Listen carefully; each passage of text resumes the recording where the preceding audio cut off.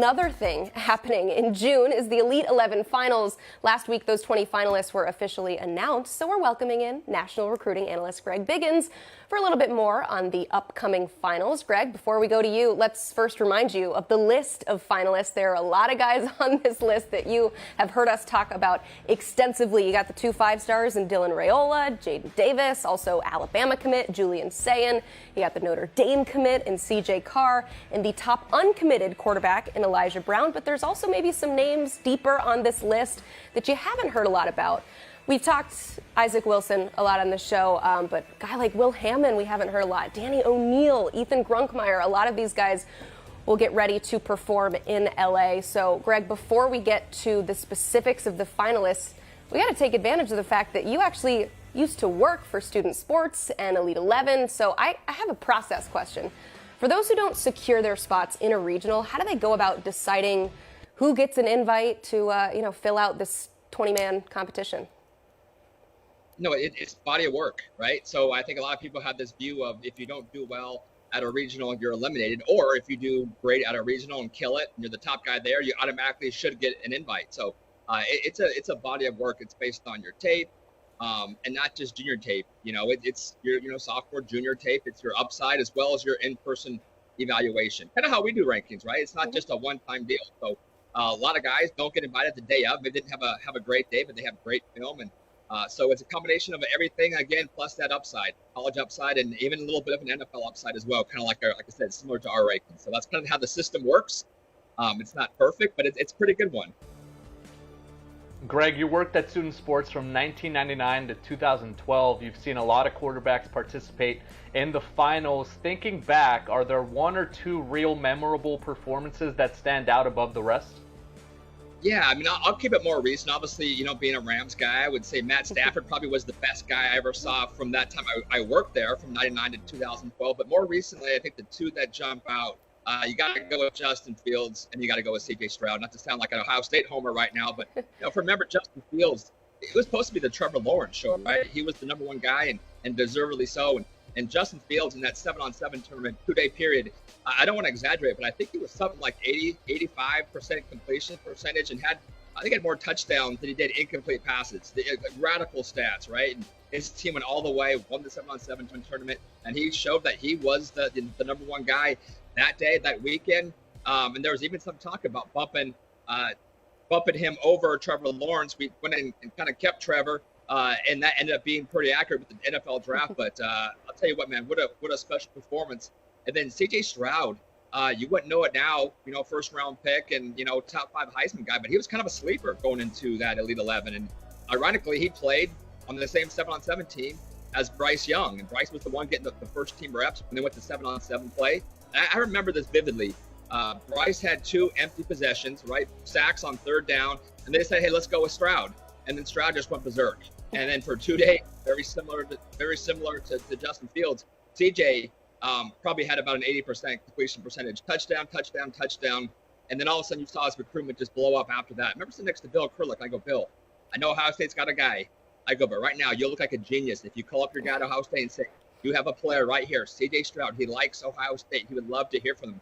At that point in time, it was like Baylor, Boston College, and Cal, probably the main offers for him. But after the Elite 11, it was SC, it was UCLA, it was Georgia. Ended up going to Ohio State and obviously had a really good career there. And kind of launched himself at that Elite 11 camp.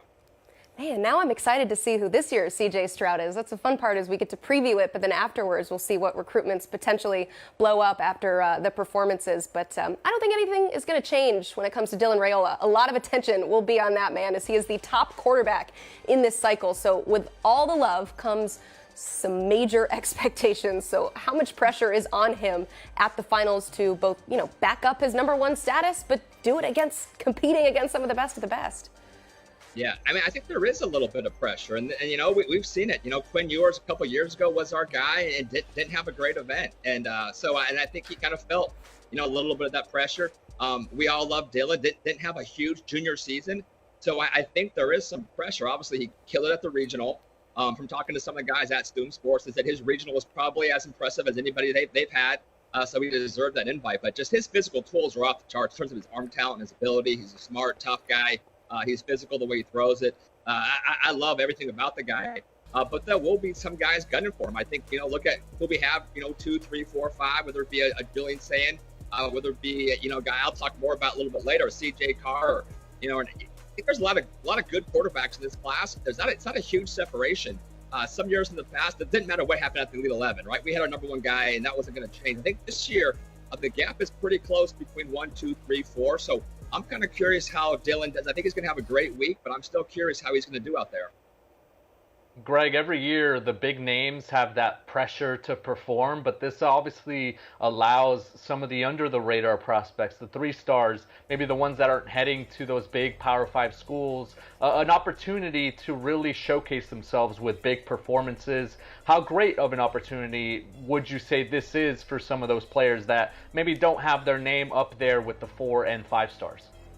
Yeah, no, every year there's guys who get that 3-star, 4-star bump, right? And when I didn't really say that very clearly. They're 3 stars going into the camp, they get a 4-star bump following the camp. And again, it's your body of work. And I'm a big fan of not being a victim of the moment. Meaning if a guy kills it, let's not get too excited. Let's still, check out his tape. Why was he a 3 in the first place, right? At the same token, if a guy we love goes out there and lays an egg, I don't want to kill the guy either and say, okay, he can't play. He has great tape and he's got great tools. Maybe just had a bad 2 or 3 days. It happens to a lot. We saw Caleb Williams at the Elite 11. He was just okay, and he's going to be the number 1 pick in the draft next year. So it is 1 week, about 3 or 4 days worth. So you got to take it all, some of it with a little bit of a grain of salt, not get too high or too low on a player. But saying all that, yeah, every year we do see guys that get that 4-star bump. There's a 2 or 3 3-star kids high, the 88, 89 range that with a good performance this week, they could get that bump. Greg, you can tell the people to calm down as much as you want, but we're still going to overreact to what we see at Elite 11. It's an annual tradition unlike any other. Of the 20 invitees, who are maybe 2 that you're looking forward to seeing in LA in a couple weeks? Yeah. I mean, hard to narrow it down to 2, but I've seen a lot of these guys, right? I've seen Dylan, I've seen Julian, I've seen Jadyn Davis. I haven't seen Aaron Nolan. I was kind of on deck waiting to come on with you guys when Brandon Marcello was talking about Aaron Nolan. I waited for him to say, hey, he also walks on water. The way he described the kid, it was like the guy was perfect and his parenting was perfect. I was like, dude, why isn't my kid more like this kid? So I want to see him in person. Something about, lefties, whether it's golf or shooting a basketball, throwing a baseball, lefties always looks like it's a smooth, easy stroke. I know he can spin the football. I know he's got a live arm, get that quick release. So I want to see Aaron Nolan in person. And then I kind of mentioned a little bit earlier, watching some tape on some of the guys. CJ Carr, to me, and this guy is pretty pure with it. And we haven't mentioned him a lot in terms of a guy who could be in that discussion as maybe the number 1, number 2, number 3 guy. I want to say he's like 5 or 6 right now, but man, his tape is really good to me. Notre Dame commit. Seen him a little bit on the 7-on-7 circuit playing for California Power, but one of the tighter releases that I've seen, arm strength is there. It just seems like the game is easy and slow for him. When I say slow, it means he's processing quickly, making decisions, getting the ball out really, really quick, accurate as well. So I want to see CJ on this big stage, and if he goes out there and has a great 3 or 4 days, man, why not? Let's throw him into the conversation as one of the number 1, number 2, number 3 guys. I think he's going to have a big week from what I've seen on tape.